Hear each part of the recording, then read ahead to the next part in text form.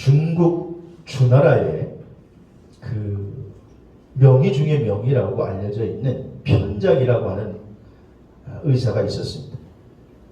이 편작은 환자들의 병을 잘 치료할 뿐만 아니라 그는 환자들의 생활 습관, 또 먹는 음식까지, 또 잠은 어떻게 자는지 꼼꼼하게 챙겨서 더 이상 그 환자가 한번 걸린 병에 재발되지 않도록까지 하는 아주 명의 의사였습니다. 그래서 그를 가리켜서 중국 최고의 명의다 이렇게 불렀습니다.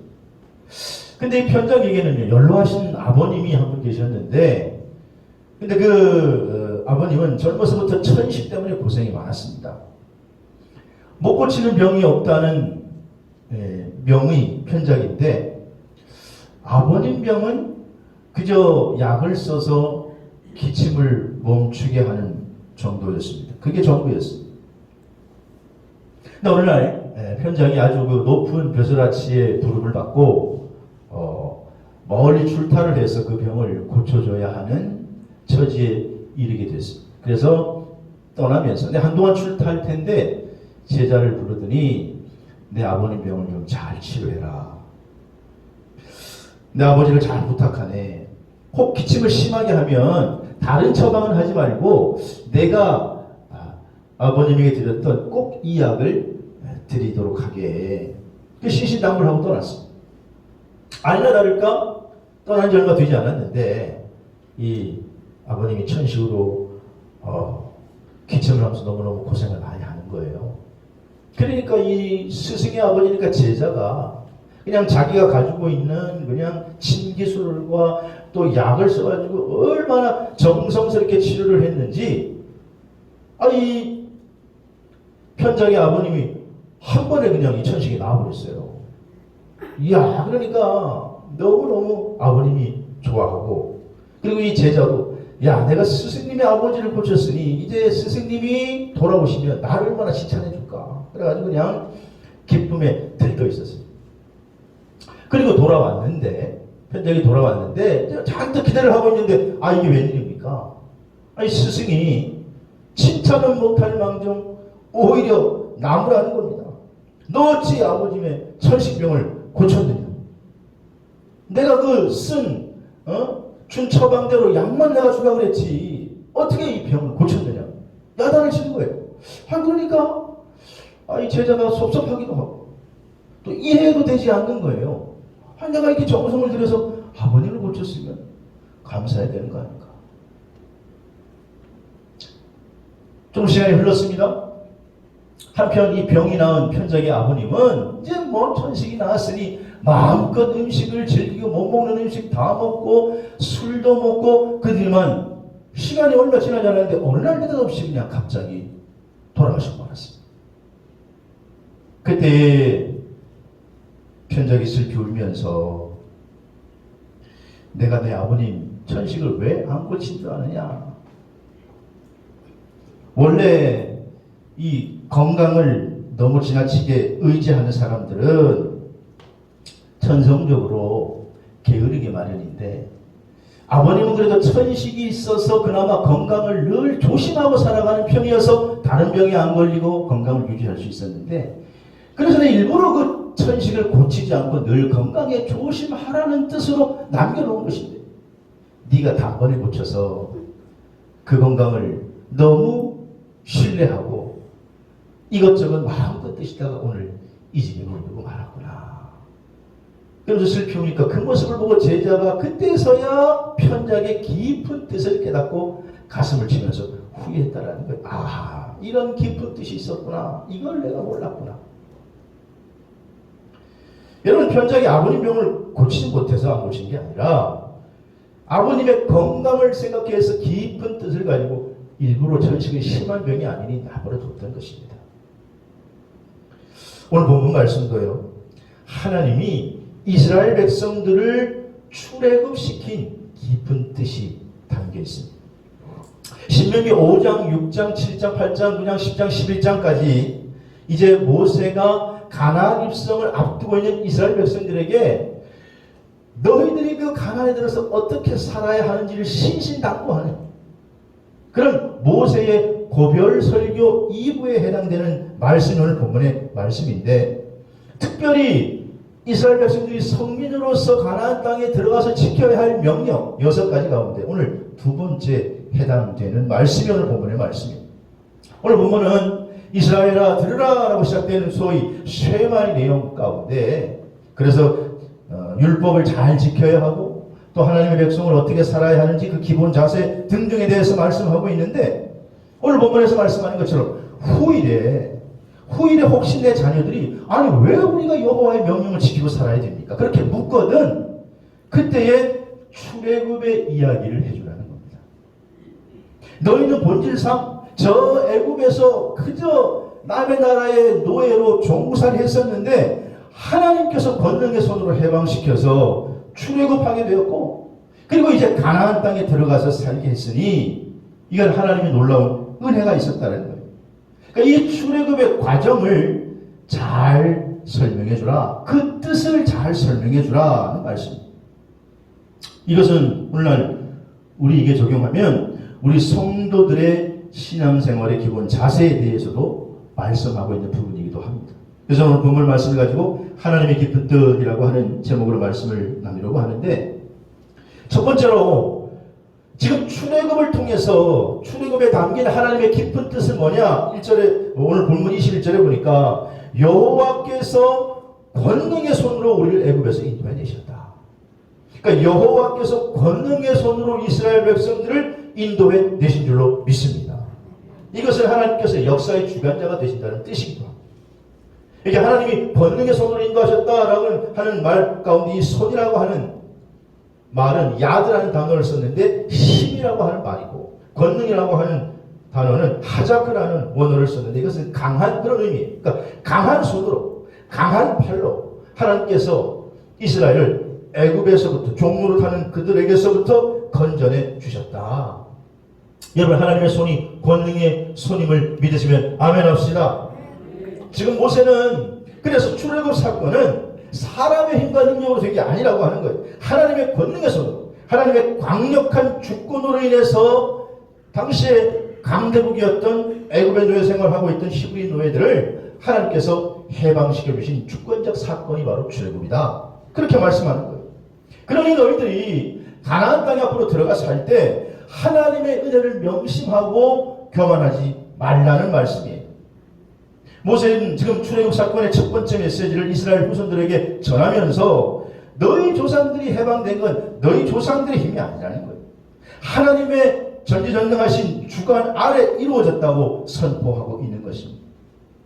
하나님은 사무엘상 2장 7절에 한나가 고백한 것처럼 여호와는 가난하기도 하시고 부하기도 하시고 낮추시기도 하시고 높이기도 하시는 하나님이신 줄로 믿습니다. 오늘 저와 여러분들이 하나님 앞에 나와 우리가 경외하면서 예배하면서 믿음의 길을 걸어가는 것은 내가 하나님을 선택한 것 같지만 사실은 하나님께서 나를 택하셔서 하나님의 자녀로 불러주셨고 내가 오늘 그래서 이 예배의 자리에 나와 아바 아버지라고 부를 수 있는 줄로 믿으시기를 바랍니다. 마태복음 10장에 보면요, 예수님께서 제자 둘씩 짝지어서 12제자를 파송하시면서 거기에 이제 그들에게 전도하는 방법, 전도하는 대상, 전도하는 메시지를 가르치신 후에 너희들 앞으로 복음을 전할 때에 고난을 당하게 될 것이다. 그러나 그 고난을 두려워하지 마라. 왜냐하면 하나님께서 너희와 함께 하시기 때문이다. 그러면서 위로의 말씀을 전해주시면서 마태복음 10장 29절에 보면 이런 말씀이 있어요. 참새 2마리가 한 아사리온에 팔리지 않느냐. 그러나 너희 하나님께서 허락하지 않으면 그 하나도 땅에 떨어지지 않는다. 그런 말씀이었습니다.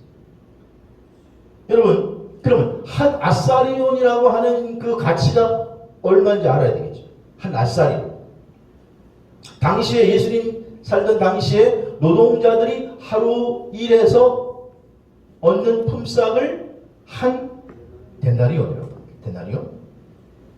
근데 이 한 아사리온은 그 데나리온의 16분의 1에 해당되는 가치 있는 돈이에요. 자, 우리가 보통 계산하기 쉽게 그러면 노동자 하루의 품삯을 10만 원이라고 오늘 계산을 합시다. 그러면 한 아사리온은 얼마예요? 16분의 1이면? 예? 계산 빠른 분이 안 계시고 16분의 1. 한 아사리온은 6,250원 줍니다. 6,250원. 근데 이 한 아사리온으로 참새를 몇 마리 살 수 있다고요? 예? 참새 한 마리가 아니고 두 마리가 한 아사리온에 팔리지 않나 이렇게 말씀했잖아요. 그러니까 이제 이 한 아사리온 참새 두 마리 산다. 그러니까 당시의 시장에서는 싼 그런 사고 팔 때 싼 상품에 해당되는 게 참새인데 참새. 원래는 한 아사리온에 참새 한 마리인데 아마 그 참새가 좀 적었던가 보지. 그게 너무 적은 참새니까 한 마리 더 위험해서 한 마리 더 줬다 이 말이에요. 그러니까 이제 두 마리를 준 거예요. 이제 한 아사리온으로 참새 몇 마리를 산다고요? 두 마리를 산다 이 말이에요. 그런데 이렇게 하찮은 참새라도 예수님 말씀이 하나님의 허락 없이는 그 참새를 해할 수 있다 없다? 없다. 그러니 하물며 하나님 말씀을 가지고 전도하라고 너희들이 까부냐 너희의 머리털까지라도 세심받으니 두려워하지 말라 그렇게 위로하고 격려하고 계신 것입니다. 그래서 여기서 예수님이 궁극적으로 하시려고 하는 말씀이 뭐냐? 하나님이 절대 주권으로 너희를 보호하신다는 거예요. 믿으시기 바랍니다. 그리고 사랑하는 여러분, 하나님은요 모든 생명의 주관자이신 역사의 통치자이신 줄로 믿습니다. 그래서 지금 모세가 이스라엘 백성들이 가나안에서 살 때에 너희 자녀들이 우리가 왜 하나님 율법을 지켜야 됩니까? 그렇게 묻거든. 그 출애굽 과정을 얘기하면서 출애굽을 통해서 너희가 알아야 할 건 하나님이 역사를 주관하신다. 하나님이 이 땅을 통치하신다. 세상 모든 일은 하나님의 손에 달려있다라고 하는 것을 체험한 거 그거 가르쳐주라는 것입니다. 여러분 코로나 때문에 지금 우리가 불안해하고 또 선거 때도 가까우니까 우리 조 장로님 기도한 것처럼 여기저기 지금 파가 나누어지고 불안한 그런 세상입니다만은 그러나 여러분 세상의 모든 일은 하나님의 장중에 있는 줄로 믿으시기를 바랍니다. 하나님의 역사의 주관자라시라는 거예요. 세계 역사를 보라는 게 세계 역사. 강대국이 이끌어 나가는 것 같고 12세계를 지배하는 것 같지만 세계 역사를 보면 아수르, 바벨론, 바시아, 페르시아, 또 로마, 천년이와 또 로마 다 무너지지 않을 것 같지만 그 어마어마한 대국들이 무너지고 세워지고 무너지고 세워지고 그것이 누가 한 일이냐? 바로 하나님이 하신 일이다. 하나님 지금까지 역사를 인도하셨고 앞으로도 붙들고 나가는 줄로 믿으시기를 바랍니다. 그러므로 우리가 할 일은 뭐냐? 그 역사 가운데 하나님의 뜻이 이루어지도록 우리는 기도하는 게 우리의 책임인 줄로 믿습니다. 그래서 먼저 우리 성도들은 역사의 주관자이신 하나님을 명심해야 된다는 거예요.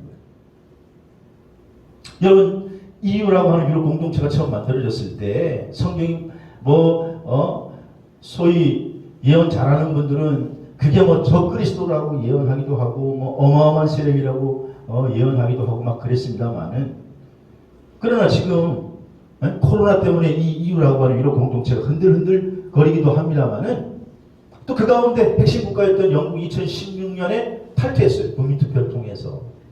그리고 작년에 이제 1월 말쯤에 완전히 정식으로 탈퇴해가지고 무역협정안이 완결이 안 됐기 때문에 그것 때문에 서로 의견을 주고받다가 작년 12월 24일 기점으로 해가지고 협상이 완전히 타결돼서 11월 30일 날 완전히 결별됐습니다. 지구상의 가장 강력한 공동체라고 하는 이 유럽 공동체가 흔들거리는 거죠. 지구상의 가장 강력한 나라 미국이라고 하는 나라가 흔들거립니다. 여러분 이 세상에 사실은 영원한 것은 아무것도 없습니다. 오직 역사의 주관자는 하나님 분이신 줄로 믿으시기를 바랍니다.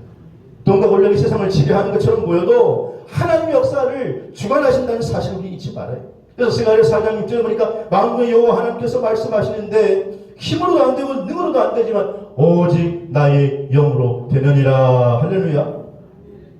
그래서 출애굽에 담긴 첫 번째 하나님의 깊은 뜻은 뭐냐? 하나님의 능력의 손이 그들을 이끄셨고 영원할 것 같은 애국도 역사의 주관자이신 하나님의 손에 철저히 무너졌다라고 하는 것을 너희들이 알고 깨달으라고 하는 거예요. 두 번째로 오늘 출애굽에 담긴 하나님의 깊은 뜻은 뭐냐? 오늘 23절 말씀을 통해서 조상에게 맹세한 땅에 들어가시려고 하는 것이다.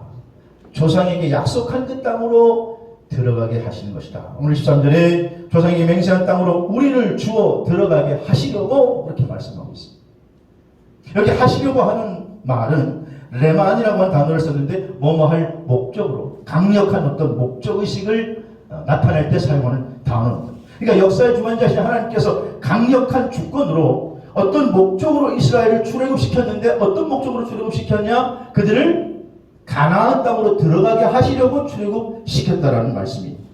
여러분 이스라엘 백성들에게 있어서 가나안은 아직까지 약속의 땅이 주어지지 않았어요. 지금 소유권은 없어요. 하지만 마음속으로는 저게 우리가 가야 할 내 땅이다. 그런 생각을 가진 땅인데 그 땅에 들어가게 하시려고 하나님이 이스라엘 백성들을 건져내셨다는 거예요.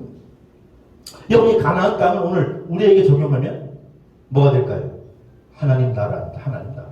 천국입니다. 다시 말해서 하나님이 애국 같은 세상에서 죄의 종로로 타던 저와 여러분들을 불러서 예수 믿게 했고 구원받게 한 목적은 뭐냐? 이 땅에서 잘 먹고 잘 살게 한 게 아니라 궁극적인 목적은 영원한 천국 가나안 땅에 하나님 나라에 들어가게 하시기 위함인 줄로 믿으시기 바랍니다. 로마서 8장 17절에 자녀이면 또한 상속자고 하나님의 상속자요 그리스도와 함께한 상속자니 우리가 그와 함께 영광을 받기 위하여 고난도 함께 받아야 할 것이니라.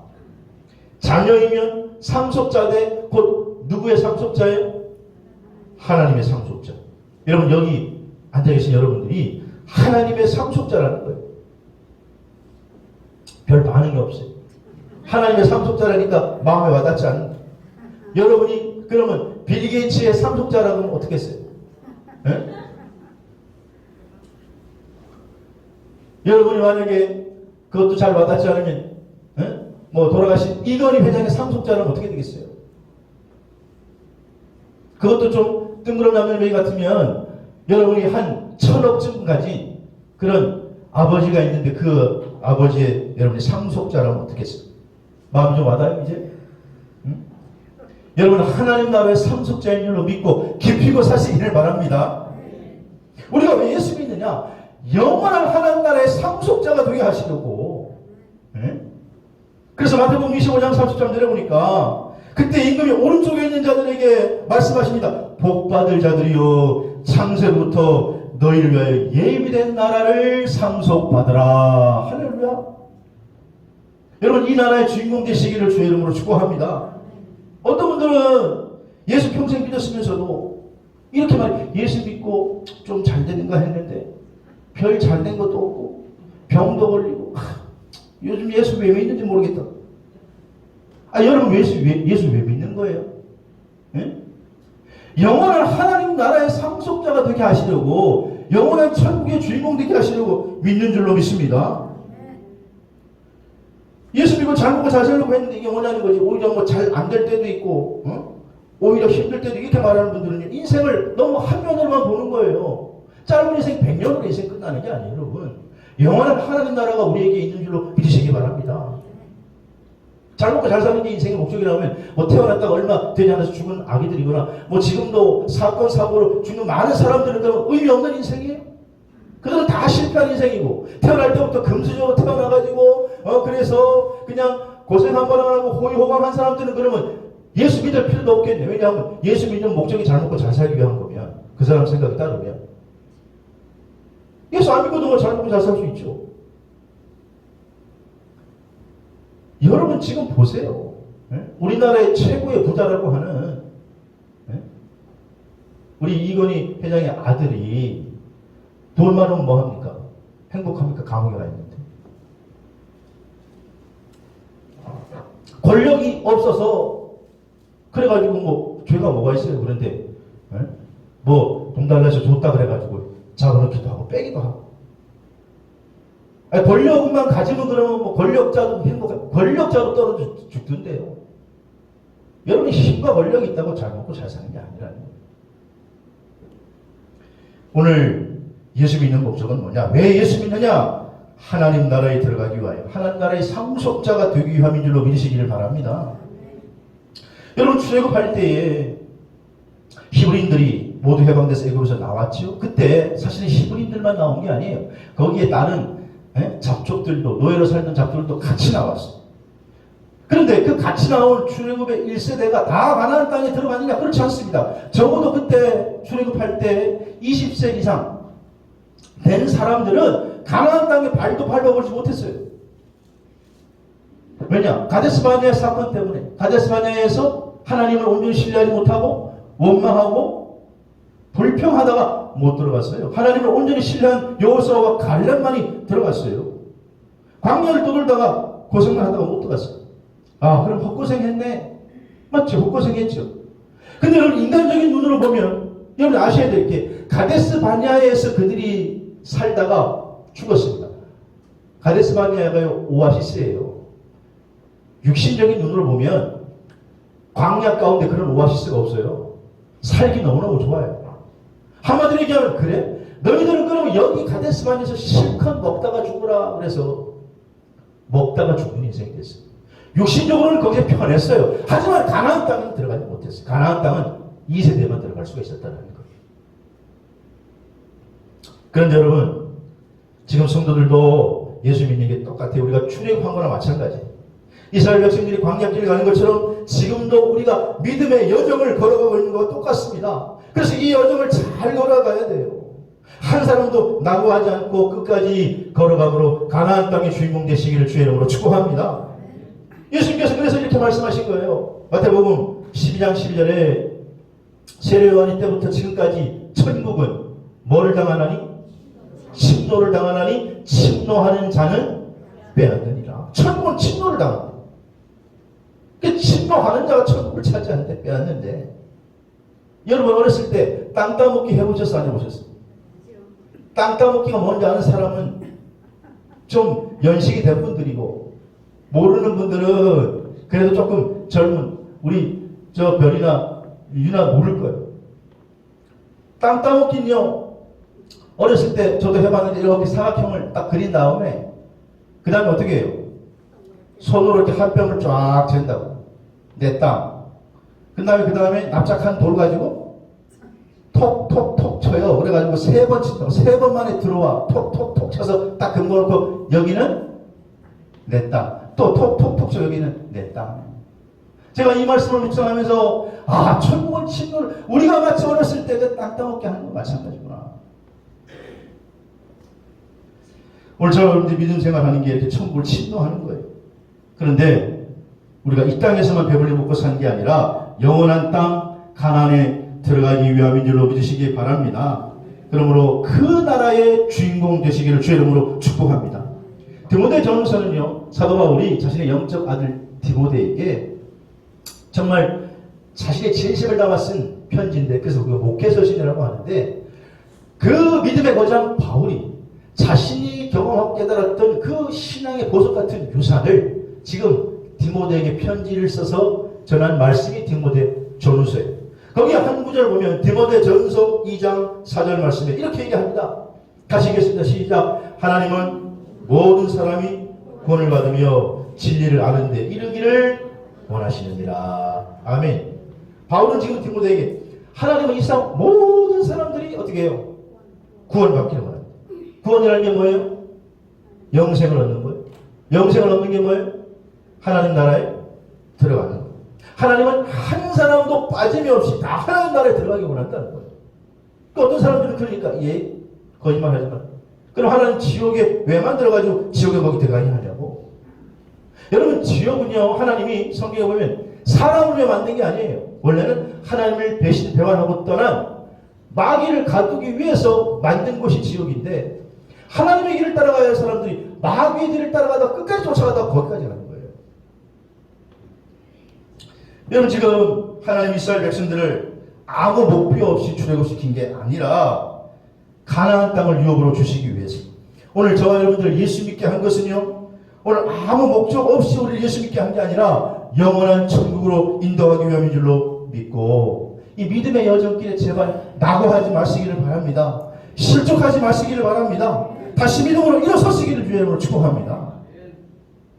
소설 칼의 노래 남한산성이라고 하는 작품으로 우리나라에 유명한 그런 김훈이라고 하는 작가가 있습니다. 근데 이 김훈의 작품 중에 9번째 장편 소설 공토에서라고 하는 작품이 있어요. 그러나 이 책을 출간하면서 제목이 하도 재밌으니까 공토에서, 그러니까 기자들이 묻습니다. 아니 이 제목을 왜 공토에서라 지었냐, 특이하다. 그러니까 거기에 대해서 김훈 작가가 대답하기를, 지나간 아버지 시대와 자기가 살아온 삶을 내가 이렇게 반추해 봤을 때 내 아버지와 내가 살아온 시대는 공토와 같더라는 거예요. 그리고 그 공토에 자기는 평생 돌이켜보면 힘을 지어서 뭘 쌓아 올렸는데, 건물을 쌓아 올렸는데 그게 가건물 같더라는 거예요. 뭔가 높이 쌓아 올린 것 같은데 사실은 가건물이구나라고 하는 생각을 했더라는 거예요. 그래서 아무리 내가 높이 쌓아도, 아무리 내가 또 힘을 들여서 건물을 쌓아도 그건 나중에 헐리고 공터가 되겠구나. 그런 의미에서 이번 작품은 공터라는 제목을 붙였습니다. 이건 나의 그런 피해감이 담겨있는 제목입니다. 그렇게 대답하더라는 거예요. 여러분, 김훈 작가의 그 고백처럼 오늘 우리의 삶은 어쩌면 아무리 우리가 높이 쌓아도 가고물 것 같습니다. 이 세상의 삶이 아무리 좋아 보여도 언젠가는 무너지기 때문에 여러분, 가고물. 근데 그 가고물을 우리가 쌓아 올리기 위해서 급급하고, 또 지금도 쌓아 올린 게 혹시나 또 무너지지 않을까 노심초사. 그러나 우리 크리스찬은 가고물의 인생이 아니라 결코 무너지지 않는 영원한 하나님 나라의 소망을 두는 삶인 줄로 믿습니다. 모세는 지금 그 출애굽을 한 목적이 뭐냐? 너희들 가나안 땅에 들어가 영원한 천국으로 들어가기 합니다. 그게 하나님의 깊은 뜻이라고 말씀합니다. 세 번째 오늘 주에 남긴 하나님의 깊은 뜻은 뭐냐? 오늘 24절에 보니까 우리 하나님 여호와를 경외하며 항상 복을 누리게 합니다. 여호와를 경외함으로 복을 누리게 합니다. 이렇게 복을 누리게 함이라고 하는 말은 레토브라고 하는 단어를 썼는데 그 뜻은 기쁨이 되게 하기 위해 그런 말이죠. 그런데 여러분, 여호와를 경외함으로 우리가 기쁨이 되기 위해 그러니까 우리가 복을 받기 위함인데 그 조건이 뭐냐? 여호와를 경외함으로라고 하는 조건이 있는 거죠. 모세는 지금 출애굽한 또 하나의 궁극적인 목적이 뭐냐? 하나님의 백성 이스라엘 서민들이 가나안 땅에 들어가서 복을 누리게 하기 위해, 기쁨을 누리게 하기 위함이라는 거예요. 그런데 그 한 가지 조건이 뭐냐? 여호와를 경외함으로 모든 삶이 복을 누리는 행복한 삶이 된다. 그렇게 말씀하는 거예요. 오늘 우리가 예수 믿는 것은요, 사실은 항상 복을 누리게 하기 위함이라는 거예요. 그런데 그 전제 조건이 있는데 그게 뭐냐? 하나님을 경외하는 삶이 전제되어야 합니다. 경외라고 하는 말은 두렵고 떨리는 마음으로 하나님을 공경하고 존경하는 것을 말하는 것입니다. 잠언 19장 13절에 보니까 여호와를 경외하는 것은 사람으로 생명에 이르게 하는 것입니다. 시편 115편 13절에 여호와를 경외하는 자들에게 복을 주신다고 약속하고 있습니다. 잠언 28장 14절에도 항상 경외하는 자는, 여호와를 경외하는 자를 말하지, 항상 경외하는 자는 복되거니와 그렇게 말씀하고 있습니다. 여러분, 출애굽에 담긴 하나님의 세 번째 깊은 뜻은 뭐냐? 하나님을 경외함으로, 오늘날 말하면 믿음생활 잘함으로 복을 누리게 하기 위함인 줄로 믿으시기를 바랍니다. 신명기 28장은요, 총 3부분으로 되어 있는 모세의 고별 설교, 거기에 마지막에 해당되는데, 28장의 핵심은 뭐냐? 하나님의 율법을 준수하고 그 율법에 순종할 때에 오는 축복과 저주의 내용을 담고 있어요. 28장 전체가. 그런데 보면 1장에서 14장은 축복의 내용을 담고 있는데 축복의 내용은 별로 안 돼요. 사실은 뒤에 저주의 분량이 축복의 내용보다 2배나 더 많이 있었어요. 왜 그랬을까? 기왕이면 더 축복의 말을 더 많이 하지 왜 이 저주의 말을 길게 했을까? 모세의 의도가 있는 거예요. 모세가 자기 백성을 지금 잘 알아요? 몰라요? 잘 아니까 가나안 땅에 들어가서 혹시나 걱정이 되는 겁니다. 그래서 잘못된 길로 걸어갈까봐 경각심을 주려고 지금 축복의 전쟁에 깔려있지만, 그러나 여호와를 경외해야 된다. 하나님 말씀대로 순종해야 그 길을 걸어가야. 그래서 신명기 28장 1절에 같이 한번 읽겠습니다. 시작. 내가 내 하나님 여호와의 말씀을 삼가 듣고 내가 오늘 내게 명령하는 모든 명령을 지켜 행하면 내 하나님 여호와께서 너를 세계 모든 민족 위에 뛰어나게 하실 것이다. 하나님 말씀을 삼가 듣고 지켜 행하면 그러면 하나님께서 모든 민족이 뛰어나게 하시겠다. 이스라엘을 정살에서 해방시킨 궁극적인 목적이 뭐냐? 사실은 항상 복을 누리게 하기 위함이라는 거예요. 그런데 그 전제 조건이 여호와의 말씀을 지켜 행하는 믿음의 소유자가 될 때에, 그렇게 살려고 우리가 힘쓰고 애쓸 때에 그렇게 약속된 대로 될 수 있다라고 하는 거예요. 여러분이 많이 쓰는 은행의 ATM 기계 아시죠? ATM? 네? 어른들이 잘 모르시죠? 은행에서 은행원들이, 은행 직원들이 돈을 우리한테 주고 또 받고 하는 역할을 하는 밖의 기계가 ATM이라는 기계예요. 근데 그 ATM 기계를 개발한 분이 청호 컴넷의 사장이고 영락교회 장로인 신재수 장로님이, 그분이 ATM 기계를 개발을 했어요. 그래서 우리가 지금 편하게 쓰고 있는 거예요. 근데 그분은 사실 평사원으로 입사를 해서 나중에 그 청호 컴넷의 CEO, 회장이 됐으니 그 단계에 이르기까지 얼마나 많이 힘들었겠습니까? 근데 이 신재수 장로님은 96년에 기술을 개발해 이걸 성공해가지고 장영실 기술상이라고 하는 상도 받았고, 한참 올라가고 있었는데 97년에 갑자기 IMF를 맞이하게 된 거예요. 자기 의지와 무관하게. 그래가지고 기업이 어려워지고 외환위기에 자기의 삶을 포기할 정도로 너무나 힘들고 절망적인 삶을 살았다고 그래요. 근데 그때 자기 부인 권사님이 한번 우리 새벽 기도를 해보자. 새벽 기도에 나가서 하나님께 부르짖어보자 그래가지고 천일 새벽 기도를 작정을 했어요. 그때 하나님을 만났고, 그래서 그 인생 스토리를 담아서 내 나를 길게 하리라 라고 하는 책을 펴내게 됐습니다. 이 장로님은요, 그때 그 위기 상황 때 자신의 인생 가운데 하나님이 자기를 부르시고 해방시키는 출애굽의 사건이 시작되었다. 그렇게 고백해요. 그는 그전까지는 믿음 생활을 하면서도 세상을 의지하고, 내 능력만 있으면 뭐 얼마든지 잘 살 수 있는 거지. 하나의 신앙생활을 액세서리로 생각하고 그렇게 살아왔는데, 막상 자기가 예상하지 못한 큰 위기를 만났을 때 자기가 하나님께로 돌아가는 시간이고, 자기 부족한 그 모습 그대로 하나님께 나가서 기도하는 시간이에요. 여러분, 우리나라 기업이라는 게요, 기업이 잘 되려면 어떻게 됩니까? 좋은 기술이 있어야 돼요. 그 다음에 그 기술을 잘 파는 영업을 잘해야 돼요. 근데 우리나라 영업은 뭐예요? 다 아시는 것처럼 술문화예요. 술문화. 그래가지고 영업 잘하려면 여기저기, 이 장모님도 신앙생활하면서도 술꾼이에요. 술꾼. 그런데 나중에 이 일을 통해서 자기가 과감하게 술을 끊었어요.